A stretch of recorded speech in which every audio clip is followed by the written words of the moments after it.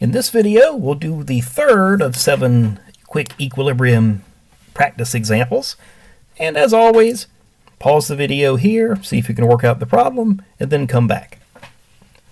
So let's get to the solution. We are asked, what is the direction of a reaction when a mixture of 0.2 molar sulfur dioxide, 0.1 molar oxygen gas, and 0.4 molar sulfur trioxide approaches equilibrium? We're given the equilibrium reaction, and right here, and we're given the equilibrium constants value. Well, if you have a mixture and you're not sure whether it's at equilibrium or not, or when you want to know which direction it's going, that is a good time to use the reaction quotient, Q, to find out which direction this reaction goes. Now, of course, Q has exactly the same expression as the Kc expression does. So let's go ahead and write that out. Q is going to be equal to products sulfur trioxide squared, because there's 2 of them, divided by sulfur dioxide squared, again there's 2 of them, times the oxygen concentration. So what we're going to want to do is plug the concentrations we have into this expression and see what number we get. So sulfur trioxide, according to the problem statement, is 0.4 molar. Sulfur dioxide, according to the problem statement, is 0.2 molar. Both of those are squared. And then our oxygen is 0.10 molar. So let's go to the calculator and see what we get. 0.40 squared divided by 0.20 squared, also divided by 0.10.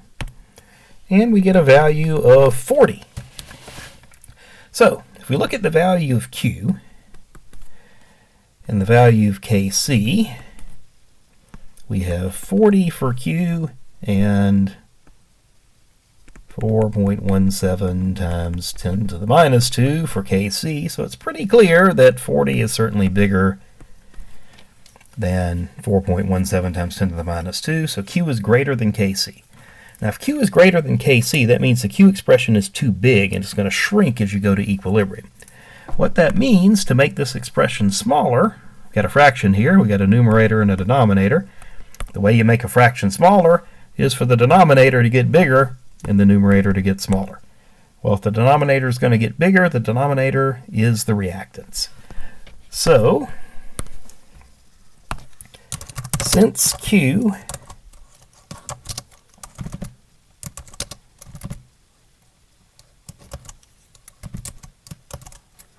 greater than Kc, the reaction is not at equilibrium and will proceed to the left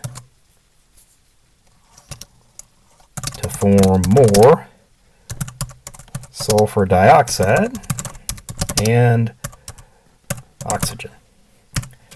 So if you want to know whether a reaction is at equilibrium and which direction it's actually headed, a quick and easy way to do that is to calculate Q and compare it to the equilibrium constant value. If Q is larger than Kc, the reaction will go to the left. If Q is smaller than Kc, the reaction will go to the right. Of course, if they're equal, the reaction is at equilibrium. So that's the solution to the third example. Thank you for watching.